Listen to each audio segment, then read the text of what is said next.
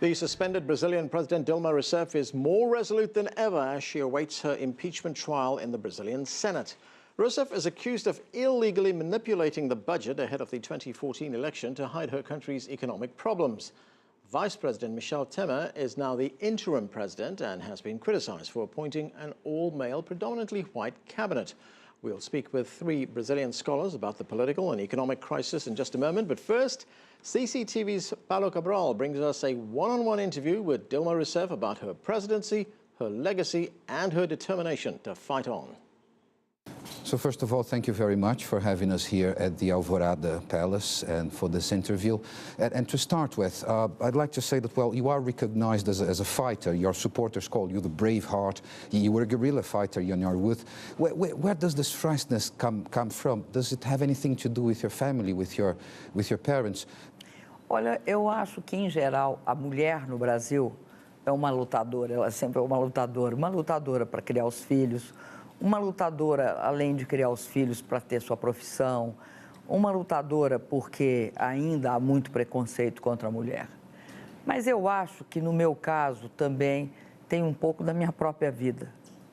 Ao longo da vida, eu sempre lutei. Eu lutei, por exemplo, contra a ditadura militar no meu país, né? Foi um longo período de resistência.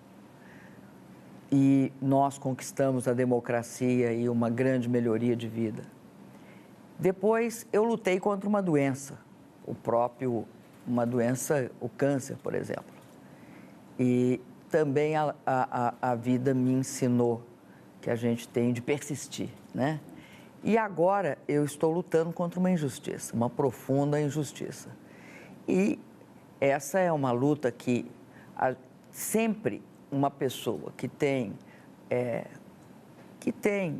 princípios, valores e que defende o seu próprio país, que defende um concerto de interesses comuns em que o primado da justiça, da paz e de tudo o que significa prosperidade para o seu próprio povo tem.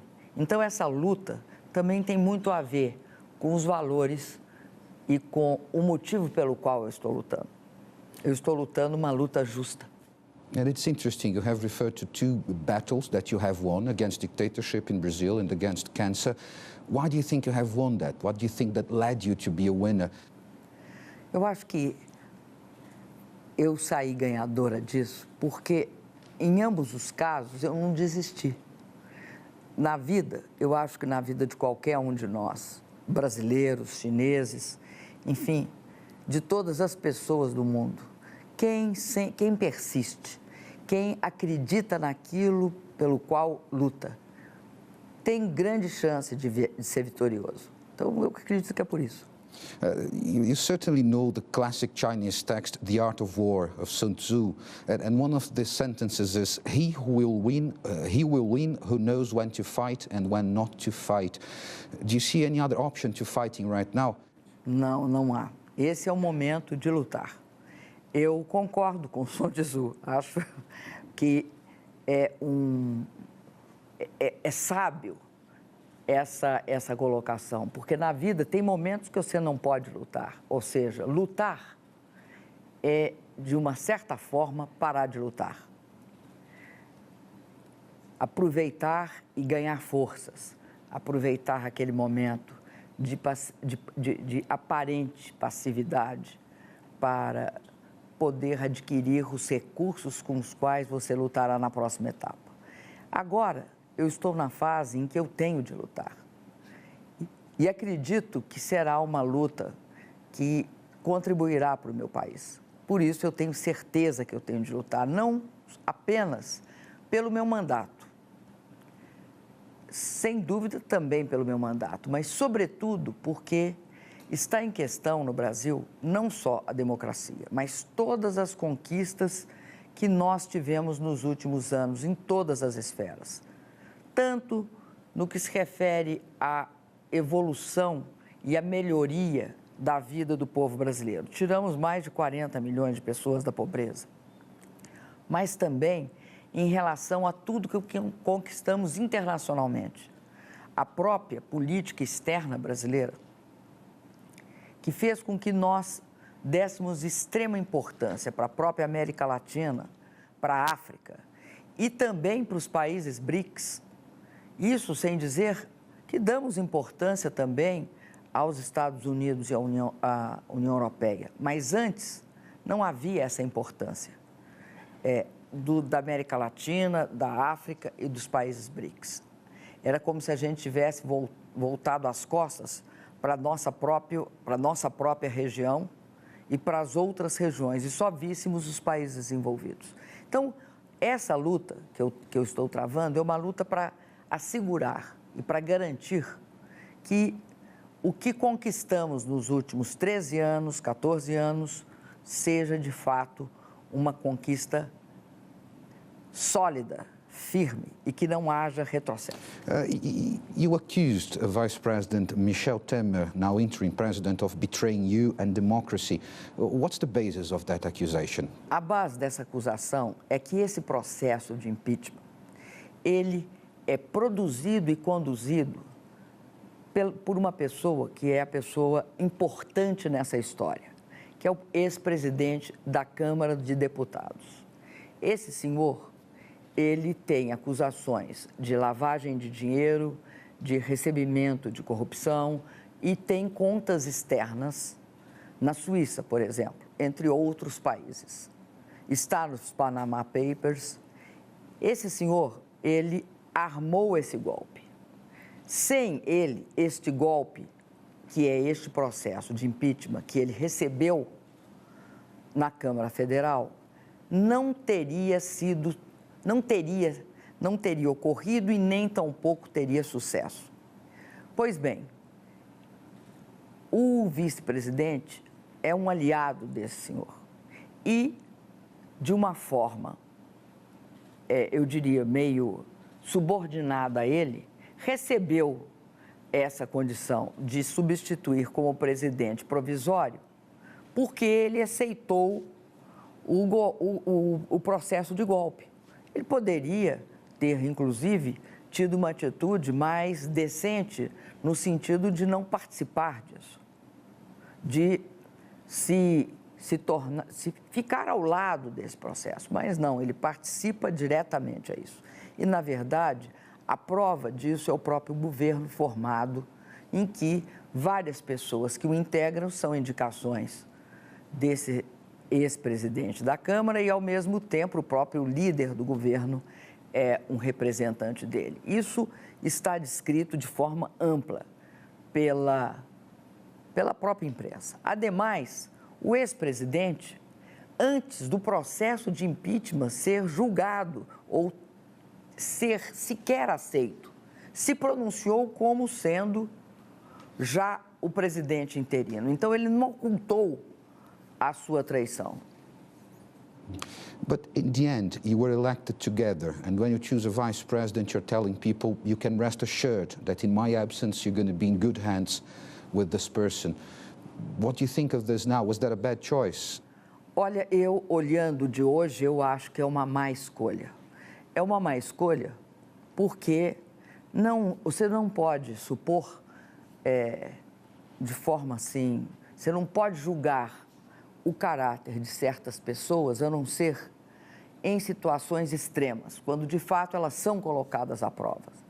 Então, é uma má escolha porque, de fato, o senhor vice-presidente não tem condições, as básicas condições de uma relação com um presidente que é a lealdade. Ele não tem essa, vamos dizer, essa qualidade. You have referred to Eduardo Cunha, the former president of the chamber, and Vice President Michel Temer as members of the school, as you say. Any other political figures in Brazil that would also included as key in this sabotage of your government, as you put it? Olha, tem vários integrantes desse grupo. A imprensa é bastante clara quando os nomeia, né? Hoje, inclusive, em todos os jornais está dito que o senhor Eduardo Cunha tem grande interferência no governo. O fato né, concreto, é que esse processo de impeachment tem uma característica. Ele é um processo que não tem uma questão que é central. Ele não tem o crime de responsabilidade que poderia fundamentá-lo. É por isso que nós falamos que é um golpe. É um golpe diferente daqueles que ocorriam na América Latina. Aqui na América Latina ocorriam golpes, geralmente militares, armados, quando a oligarquia ficava descontente com o andamento do governo. Aí o governo era substituído por ditaduras militares. Agora nós temos um outro tipo. É um golpe congressual. Nós vivemos aqui no Brasil num regime presidencialista. Nesse regime presidencialista, a Constituição estabelece que o presidente só pode ser afastado quando comete crime. Ora, eu não cometi nenhum crime. Não tenho contas na Suíça, não tenho acusação de corrupção. Do que me acusam? Me acusam de ter operado o orçamento de forma incorreta e que, ao invés de cortar gastos, eu teria deixado os gastos ocorrer. Pois bem, primeiro, isso não é verdade. Nós cortamos, talvez, fizemos um grande ajuste fiscal no Brasil.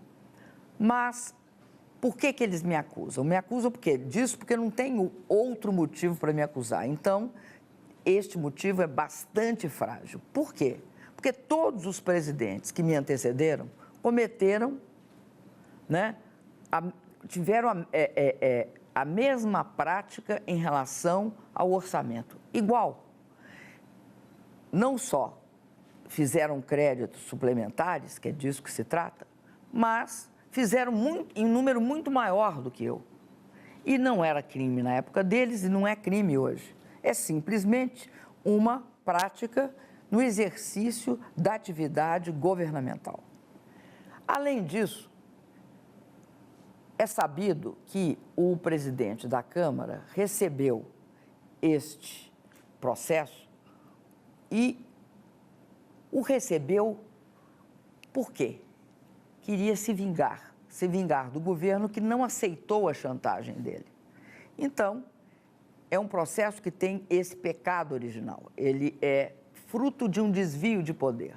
Um desvio de poder porque, no exercício da sua atividade, ele usou uma aceitação de um processo para se vingar. Mas, ao mesmo tempo, ele tem uma concepção completamente diferente do meu governo. Ele propõe e defende ajustes bastante neoliberais no Brasil. Como ele não tem condições de ser eleito, nem tampouco o vice-presidente, porque quem foi eleita com 54 milhões de votos fui eu. Eles não têm condições de submeter uma eleição. Então, o que eles fizeram? Uma variante de eleição indireta, golpista, para se aceder ao poder. E utilizaram de uma lei de 1950, uma lei bastante defasada. E aí você veja certas contradições que causam essa lei. Eu estou afastada por até 180 dias. No entanto, tem 2 presidentes no Brasil. A presidente legítima, que sou eu, e o presidente provisório, morando na mesma rua. Então, é uma cena absurda num país das dimensões do Brasil, da complexidade econômica do Brasil. Nós vamos ter necessariamente de enfrentar essa questão depois de passado esse processo, porque isso é inadmissível. E ele se dá o direito de desmontar todo o governo, de não colocar, é um governo que não tem mulheres, não tem negros, num país cuja maioria é mulher e tem uma parcela muito significativa da sua população negra. Então, é um governo de homens brancos, ricos e um governo, do ponto de vista de toda a nossa sociedade, que não o reflete. Aí cometem absurdos. acabam com o Ministério da Cultura. O Brasil é um país diverso. O Brasil precisa da cultura para garantir a formação da sua própria nacionalidade. Ao mesmo tempo, pretende acabar com o Sistema Único da Saúde, ou melhor dito, não é bem acabar, pretende reduzir o Sistema Único de Saúde. Nós temos orgulho de um sistema que garante saúde universal para todos os brasileiros. Então, tem vários mecanismos em questão neste processo que desmontam o que foi feito. E um dos piores é a política externa hoje defendida. In most cases, a coup d'etat is followed by a dictatorship. If you say there was a coup d'etat in Brazil, do you think this country could be, in your opinion, on the path to a dictatorship? Não acredito. Eu vou te explicar por quê. Porque são tipos diferentes de situação. No passado, o golpe significava uma destruição da democracia. Se você pensar que a democracia é uma árvore, o golpe de Estado, feito com armas na mão, ele era uma espécie de machado que cortava a democracia e derrubava a democracia. Este golpe, cuja maior preocupação é não ser chamado de golpe, porque ele é feito com a tentativa de utilizar as instituições e os furos das instituições em proveito próprio, é como se fosse a mesma árvore que a democracia e ela tivesse parasitas. E esses parasitas tivessem impedindo o funcionamento pleno daquela instituição. Nesse sentido, o parasita não acaba com a árvore, mas ele compromete a situação da árvore. Eu estou tentando fazer uma imagem porque fica claro a diferença entre uma situação e outra situação. Isso, inclusive, é que explica que em vários países da América Latina isso tem ocorrido alguns impeachments, porque tudo isso está baseado no processo de impeachment. Alguns impeachments têm base legal, outros impeachments não têm base legal. Os que não têm base legal são verdadeiros golpes. Agora, a grande diferença do passado é que eles não acabam com a democracia no sentido que se acabava, mas eles comprometem o desenvolvimento da democracia, como se eles enfraquecessem. You were the first woman president of Brazil, which is in a region, Latin America, that and the world is thought as a place of a lot of male machismo. Do you think that still is the case in Brazil and in Latin America? And do you think this has played any part in this political crisis? Sem dúvida. Isso jogou um papel importante nessa crise política. Acho que o fato de ser mulher torna, num ambiente que sempre foi dominado por homens, uma questão problemática. Agora, eu não te diria que é a principal causa. É um componente, mas não é o principal. President, I'd like to get back a bit to your past fights as a young Marxist guerrilla in the 60s and 70s. You were captured and tortured by the Brazilian military. Could you tell us a little bit more about that? What was that story? What happened to you then? Olha, eu lutei contra a ditadura militar no Brasil, participei da resistência democrática. Nesse processo, eu fiquei 3 anos presa, fim dos quais eu saí da prisão e, obviamente, naquela época, quando eu saí da prisão, ainda estava durante o período militar, ainda a ditadura vigia, só que eu peguei a parte, vamos dizer, final do processo da ditadura já solta. Sofri algumas perseguições, mas aí o país teve um grande ressurgimento. Através de muitas lutas, nós conseguimos implantar a democracia e ela é algo muito importante para nós, porque ela é o resultado de uma luta de muitas pessoas, milhões de pessoas.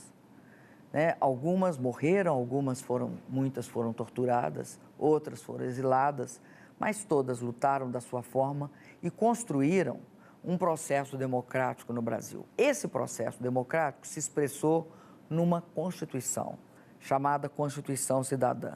Ela não só solidificava a democracia, mas ela fez uma previsão, estabelecendo vários direitos para a população brasileira. Qual é o grande papel que eu acho que tanto o presidente Lula como eu tivemos nesse processo? Nós tornamos essas previsões constitucionais efetivas. Nós construímos um caminho de efetivação dos direitos de cidadania do povo brasileiro. A renda mínima, através do nosso programa de Bolsa Família, o acesso à moradia para milhões de brasileiros através do programa Minha Casa Minha Vida, o acesso ao ensino superior, o acesso à educação técnico-profissional, enfim, um conjunto de medidas.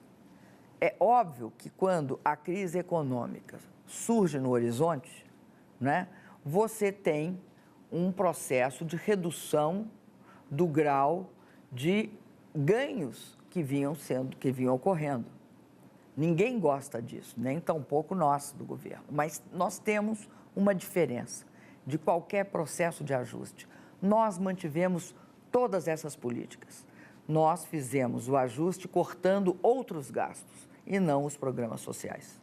You have already spoken about this, but I'd just like to go briefly about the definition of what happened in Brazil as a coup d'etat. It's a very inflammatory definition, but some say it's not accurate because the impeachment is on Brazilian constitution. So why do you are so certain this is a coup d'etat? And also, when you spoke at the United Nations, you refrained. You did not use such strong wording as a coup d'etat. Why was that? Eu te explico. Está na Constituição brasileira a previsão de impeachment, mas esquecem de contar o resto. Qual é o resto? É que também está na Constituição brasileira que o impeachment só pode ocorrer na presença de crimes de responsabilidade. É o fato de que não tem crime de responsabilidade que torna o impeachment num processo fraudulento e que é um verdadeiro golpe parlamentar. O que é que eu disse na ONU? Eu disse na ONU que o Brasil seria mais forte que todo e qualquer retrocesso. Por quê? Porque na época não tinha havido julgamento. Não tinha sido o processo de admissibilidade, como se diz, definitivo, que é aquele do Senado, ainda não tinha ocorrido. E nós consideramos um golpe de Estado e deixamos claro isso. É um golpe de Estado. Mesmo na ONU, eu não falei na Assembleia Geral, porque o espaço da Assembleia Geral era para a questão do clima. Mas eu falei para toda a imprensa internacional logo depois que, se aceito nesses termos, seria um golpe de Estado. E o golpe de Estado é por isso que a gente diferencia um do outro. E há literatura a respeito. O impeachment sem base, o impeachment porque o artigo 85 da Constituição exige que tenha crime de responsabilidade. Só diz o seguinte: não está previsto na Constituição. Agora, é absoluta ingenuidade dizer que está previsto na Constituição e não completar. Está previsto em que condições? Porque senão você está falando uma meia-verdade. E o resto da verdade, qual é? É o crime de responsabilidade. E eles não conseguem dizer que é crime de responsabilidade 6 decretos e um plano Safra. O plano Safra, do qual sequer eu tive um ato participando. E eles não conseguem dizer qual é o crime. Então, é um processo que leva a uma imensa dificuldade. Por isso que eles queriam sistematicamente que eu renunciasse. Por quê? Se eu renunciasse, eu facilitaria o processo. Eles não teriam de enfrentar o problema do motivo pelo qual eu estou sendo afastada. Eu estou sendo afastada por um motivo sem fundamento. Daí é que eu digo que eu estou sendo injustiçada. E é isso que caracteriza o lado golpista. O que é um golpe? O golpe é um expediente que estão usando para tirar uma pessoa que não tem base legal para tirar. É isso que é o golpe. Not many years ago, you were extremely popular. 92% of approval ratings you reached. At the beginning of your government, you were even more popular than Lula da Silva. With the benefit of hindsight, seeing what happened, would you be able to single out a couple of reasons that made your popularity drop so dramatically? Eu te digo uma grande razão. A crise que nós todos, países emergentes, evitamos quando ela começou em 2009, através de várias políticas que fizemos, chamadas políticas anticíclicas. Por exemplo, aumento de investimento em infraestrutura, redução de impostos, aumento do crédito e ampliação, portanto, do financiamento. Nós, no Brasil, conseguimos chegar até 2014 fazendo isso. O que acontece a partir daí? Uma queda violenta no preço das commodities, né? Cai petróleo, cai minério, cai o preço de todas as commodities que são muito importantes para a economia brasileira. Em segundo lugar, há um processo de desaceleração de todos os países emergentes que são parceiros econômicos do Brasil. Então, a crise chega ao Brasil com muita força. Diante da crise, nós tivemos de tomar algumas medidas. Essas medidas são vistas como sendo medidas duras. Agora, nenhum país conseguiu sobrepor a crise achando que ela não existia. Todos os países tiveram de fazer reformas e ajustes. Aqui no Brasil há uma democracia. Então, a reforma e o ajuste foi visto como uma coisa negativa. Só que agora é possível perceber que nós fizemos reformas e ajustes sem tirar direito das pessoas. E agora o que se está vendo é que o governo provisório está tirando esses direitos que nós arduamente lutamos para manter. É isso que explica também que antes eu tinha uma baixa popularidade e que agora as coisas estão mudando. Por quê? Porque as pessoas começam a comparar as diferentes situações. But you are an economist, and you were in Lula da Silva's government also at the time that Brazil's economy was roaring, just booming. Wasn't it a mistake not to have made some adjustments at that time when the economy was good, to have invested more in infrastructure, to better prepare the country to face a time of crisis? Olha, nós investimos bastante em infraestrutura durante o período do presidente Lula. Agora, a crise acontece em qualquer país. Ela aconteceu em todos os países, aconteceu nos Estados Unidos de forma profunda. Aconteceu e ainda está em andamento na Europa, em toda a União Europeia. A crise atingiu os países chamados emergentes. Então, você tem de saber que você tem uma parte do ciclo que é uma parte ascendente. Depois você tem a redução do ciclo, e isso ocorre sempre. O que foi ruim no Brasil? É que, em 2014, eu ganhei uma eleição e eu tive 54 milhões de votos. O candidato adversário teve 51 milhões de votos. E desde o primeiro dia, logo após a minha posse, o que aconteceu? Primeiro pediram recontagem dos votos e se verificou que não tinha nenhum problema. Depois pediram a reavaliação das urnas. Depois tentaram impedir que eu tomasse posse. E depois passaram sistematicamente a impedir o meu governo pelo controle que tinham da Câmara de Deputados. Então, no Brasil, não foi só uma crise econômica que eu enfrentei. Eu enfrentei uma crise econômica sobreposta a uma crise política. Uma crise política que a oposição forçava a deterioração do ambiente para criar as condições para ocorrer esse impeachment fraudulento ou golpe de Estado. President, you were one of the people that helped to organize the Olympic Games that are coming to Brazil, not only the Olympic Games in Brazil, but the first in South America. And you won't be the president, the acting president at least, when the Olympic Games come. Is that disappointing for you?